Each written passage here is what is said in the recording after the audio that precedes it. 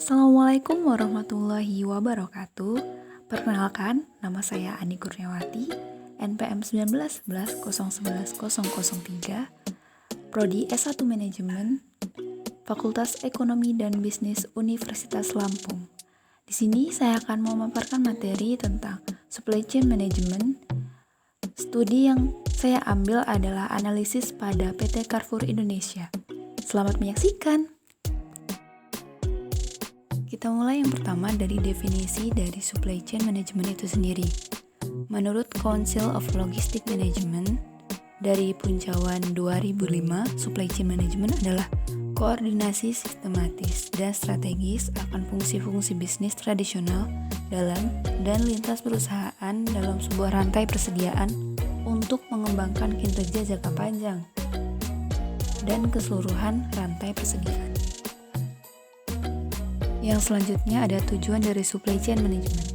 Tujuan yang pertama adalah supply chain management menyangkut pertimbangan mengenai lokasi yang memiliki dampak terhadap aktivitas dan biaya dalam rangka memproduksi produk yang diperlukan pelanggan dari supplier dan pabrik hingga disimpan di gudang dan pendistribusiannya ke sentra penjualan.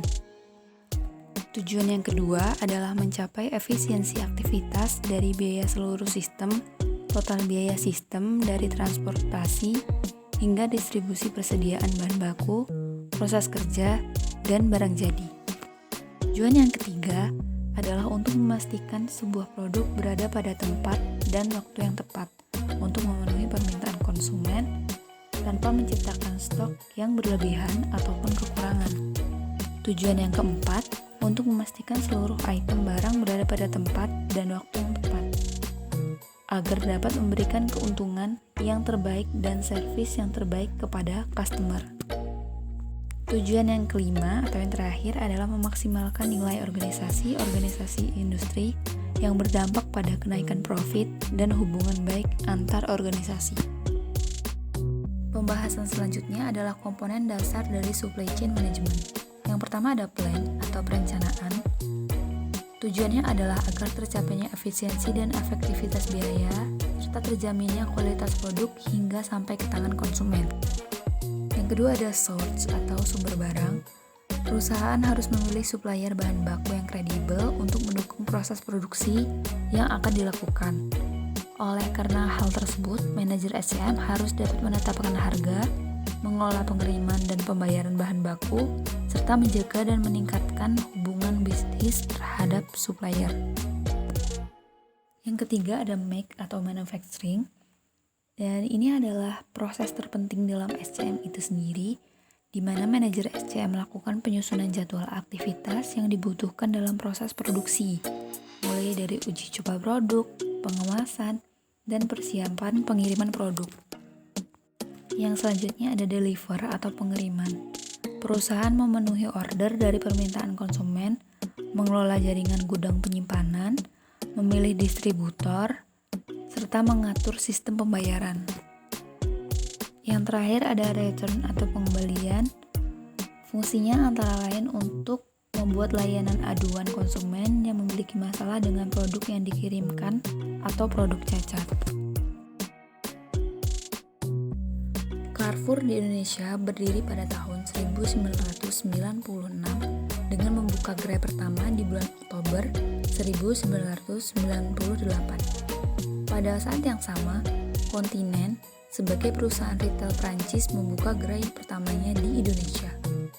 Pada tahun 1999 atau tepat pada 1 tahun setelahnya, Carrefour dan Promot sebagai pemegang saham utama dari Continent menggabungkan semua kegiatan usaha retail di seluruh dunia dengan nama Carrefour. Hal tersebut menjadikan Carrefour sebagai retail terbesar kedua di dunia.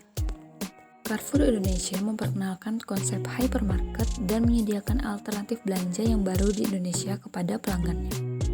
Carrefour menawarkan konsep one-stop shopping dengan tempat terpilih dan dengan produk yang beragam, harga murah, dan juga memberikan pelayanan terbaik sehingga melebihi harapan dari konsumennya. Berikut adalah visi dan misi dari Carrefour Indonesia. Visinya adalah Carrefour Indonesia menjadi retail nomor 1 di Indonesia. Misinya yang pertama, menciptakan toko serba dengan konsep tempat belanja keluarga. Yang kedua, memberikan pilihan dan kualitas ke semua orang. Yang ketiga, menciptakan harga yang diinginkan konsumen dan penyediaan lokasi yang dekat dengan rumah. Yang keempat, membangun kerjasama yang baik dengan para pemasok yang berkualitas. Yang terakhir, memberikan dukungan yang terbaik bagi karyawan untuk berkembang dan mencapai potensi maksimal guna memberikan pelayanan yang memuaskan kepada pelanggan. Carrefour sebenarnya telah menerapkan SCM sejak lama, yaitu ketika Carrefour baru memiliki beberapa gerai. SCM yang diterapkan masih sangatlah sederhana.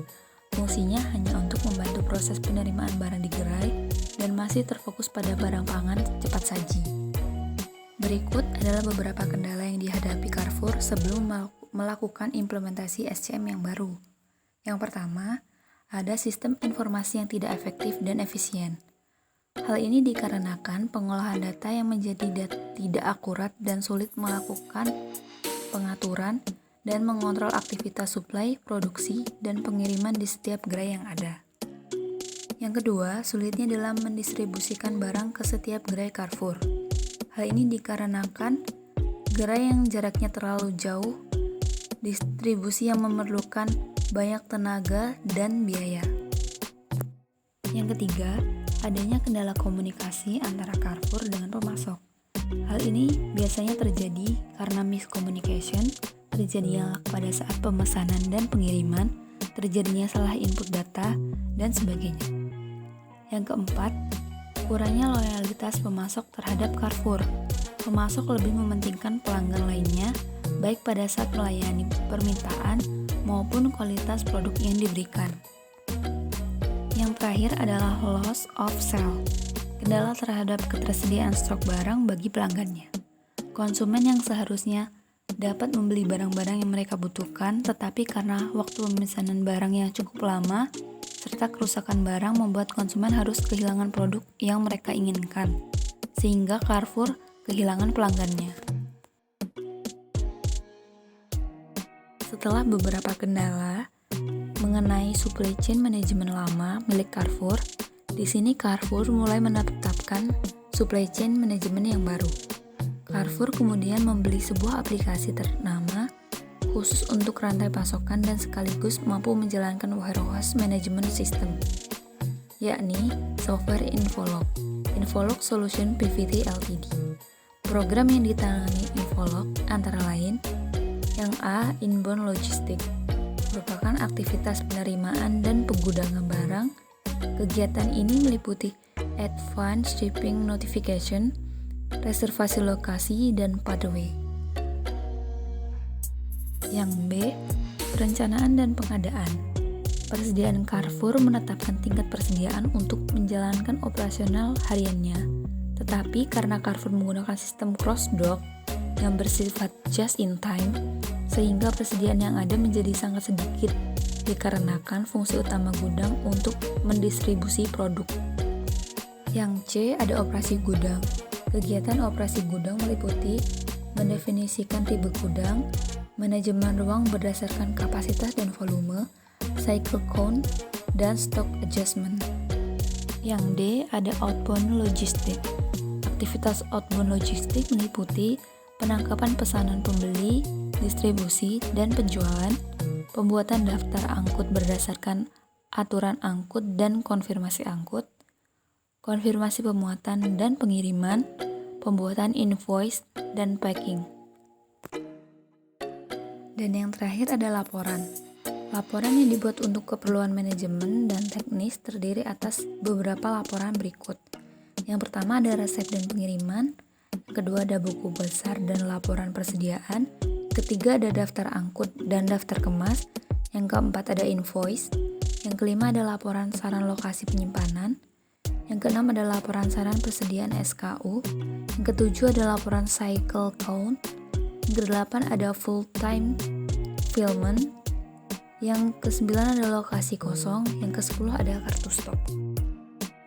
Di sini ada bagian dari rantai pasok PT Carrefour Indonesia, mulai dari inbound logistik, operasi gudang, kemudian shipping, hingga yang terakhir outbound logistik, di mana produk-produk tersebut sampai kepada tangan pembeli. Sistem yang digunakan dalam mengontrol proses distribusi daripada pemasok adalah sistem Central Order Pool atau COP. Sistem ini berfungsi untuk melakukan proses pesanan secara otomatis dan terpusat berdasarkan jumlah persediaan produk yang ada di gerai. Slide selanjutnya ada manfaat penerapan SCM Carrefour yang baru. Beberapa manfaatnya antara lain hasil stok yang lebih akurat, terjadinya efisiensi biaya, mengurangi inventory barang yang dikirim tanpa adanya proses penyimpanan di gudang, menjamin kelancaran arus barang, dan menjamin mutu produk. And finally, selesai sudah pemaparan dari saya tentang supply chain management. Saya Ani Kurniawati, sekian dari saya. Wassalamualaikum warahmatullahi wabarakatuh. Thank you for watching.